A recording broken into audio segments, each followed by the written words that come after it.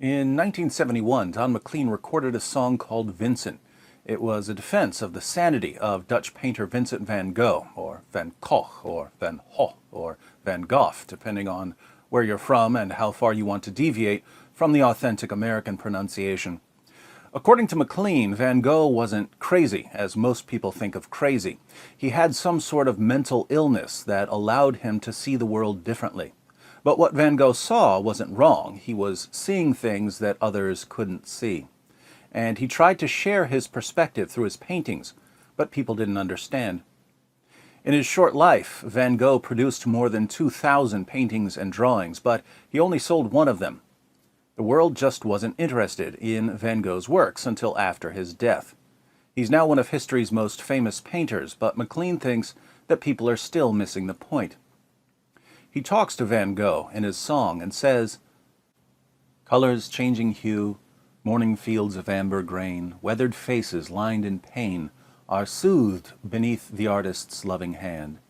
Now I understand what you tried to say to me, and how you suffered for your sanity, and how you tried to set them free. They would not listen, they did not know how. Perhaps they'll listen now." For years, I thought that McLean's song was a bunch of sentimental nonsense, mainly because Van Gogh was obviously insane. He chopped off his own ear and delivered it to a girl in a brothel. He experienced hallucinations. He was institutionalized. He ultimately committed suicide in a field. What sense does it make to say that he was suffering for his sanity? He was suffering from insanity. But some recent discoveries have forced me to rethink my view of Van Gogh, primarily discoveries about the ear incident. For decades, it's been suggested that Van Gogh didn't really cut off his ear. He only cut off a small piece of his ear, just the lobe. But researchers located drawings by a doctor who treated him, and he did cut off most of his ear. Part of the lobe was all that was left. There were also doubts about whether Van Gogh was the one who did the cutting. His friend Paul Gauguin, another artist, was proficient with the sword, and he and Van Gogh had gotten into a heated argument. Some have argued that Gauguin cut off Van Gogh's ear when Van Gogh charged him in a fit of rage. Van Gogh claimed that he remembered nothing about losing his ear, so there's precious little to go on. The key to solving the mystery of Van Gogh's ear may lie in the identity of the recipient. We've always known that Van Gogh wrapped his ear in newspaper and delivered it to a girl named Rachel at a local brothel. He handed it to her and said, "Guard this object carefully." Without knowing anything about Rachel, it was quite natural to suppose that she was a prostitute, that Van Gogh was in love with her, and that giving her his ear was the incredibly creepy love offering of a deranged and obsessed stalker. Fortunately, thanks to Bernadette Murphy, a researcher who sifted through documents to figure out who this Rachel was, we now know that she wasn't a prostitute. Her real name was Gabrielle. Rachel was a nickname. She was a 19-year-old farmer's daughter who worked as a maid in the brothel. She was working as a maid to pay off her medical debts. She had medical debts because she had been mauled by a rabid dog. Doctors had to cauterize her wounds with a hot iron to keep her from bleeding to death. Then they spent weeks treating her for rabies. So here's a girl with scars from the rabid dog and burns from the cauterization, cleaning brothels. People stare at her because she's disfigured. And Vincent van Gogh, the awkward painter who lives in the yellow house, chops off his ear and brings it to her. This is not, "Hey, I love you, let me chop off my ear and give it to you as a present." This is, "Hey, I see people staring at you. I'll give them something else to stare at. You're disfigured. Now I'm going to be disfigured with you." This isn't the act of a deranged stalker. This is an act of excessive compassion by a mentally unstable man.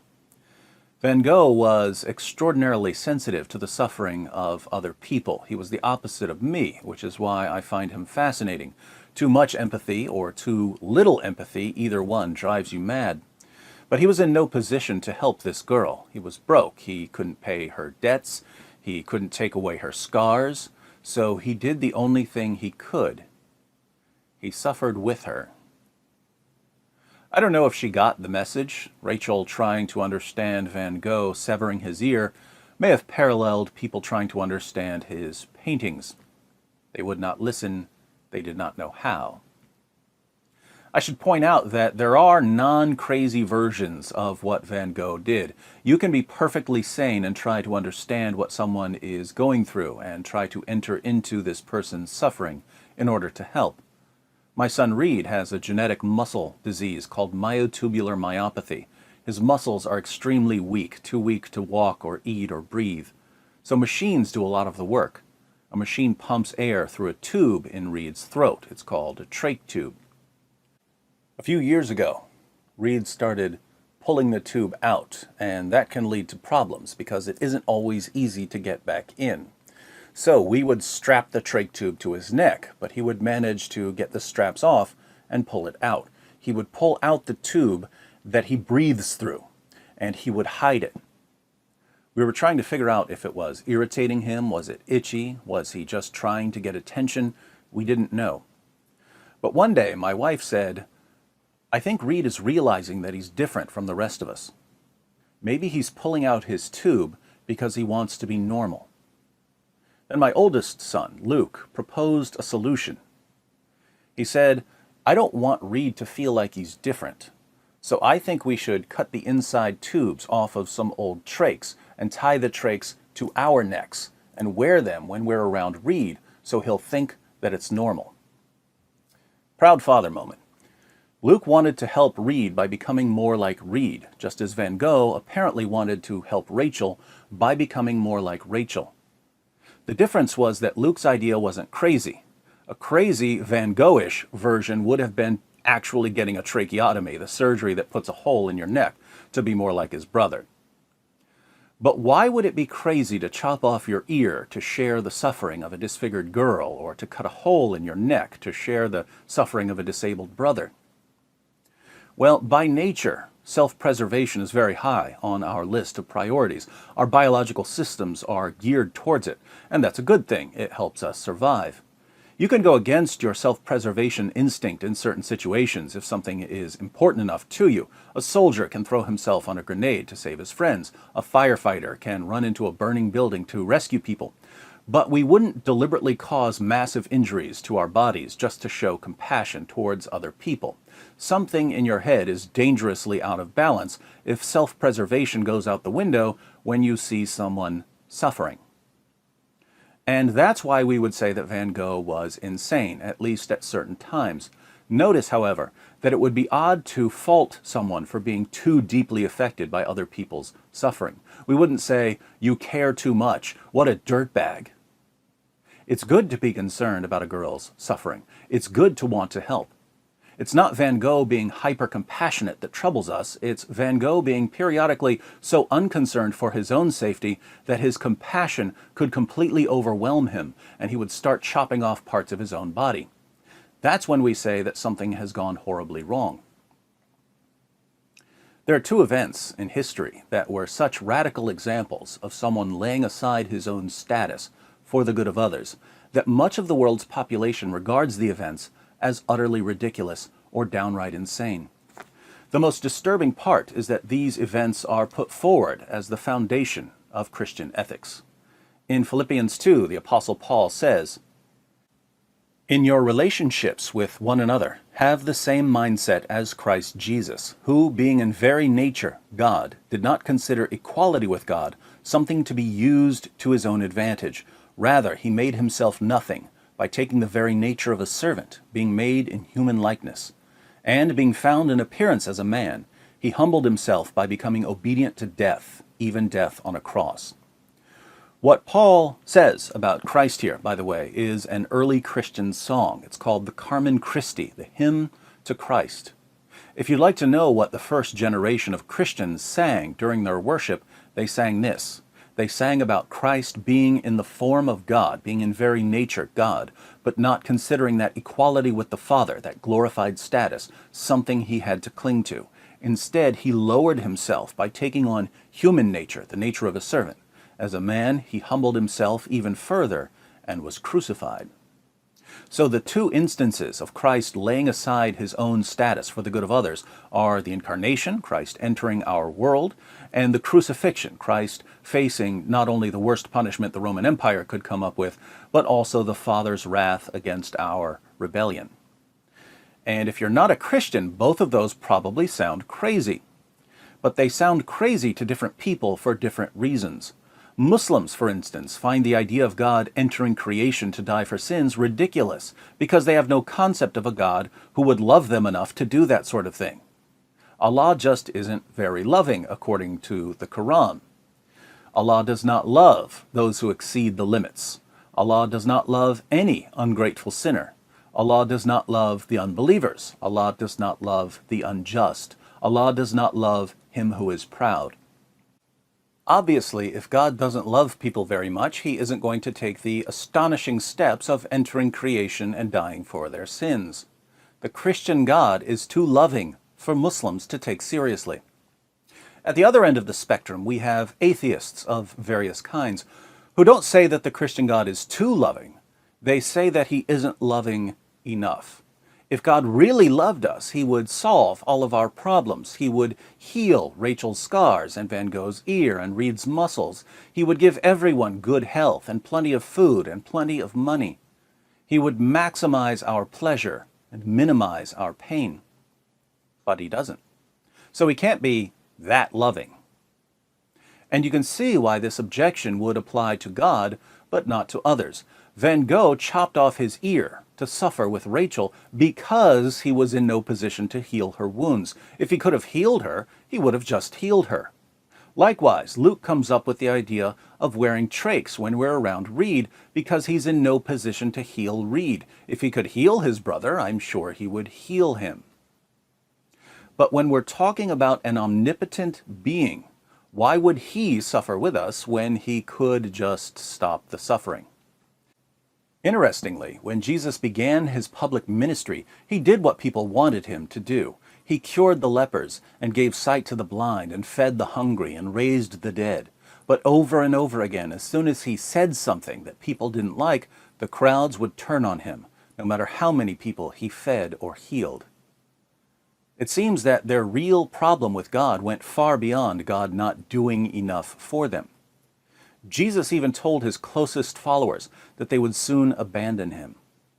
But as he was telling them that they would betray him, he offered them something. He said, "A time is coming, and in fact has come, when you will be scattered, each to your own home. You will leave me all alone, yet I am not alone, for my Father is with me. I have told you these things, so that in me you may have peace. In this world you will have trouble. But take heart, I have overcome the world." Three key claims here. 1, in this world you will have trouble. Jesus doesn't say that he's getting us out of trouble. 2, in me you may have peace. We still have trouble, but we have peace. 3, I have overcome the world. Jesus overcame the world.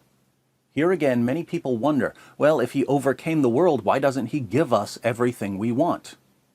But if we're thoroughly embedded in the world, if we're part of this world's way of living and acting and thinking, making our dreams come true isn't overcoming the world, it's surrendering to the world.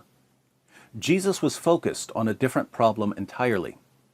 After telling his followers that he had overcome the world, Jesus spoke to the Father, and he said, "Righteous Father, though the world does not know you, I know you, and they know that you have sent me.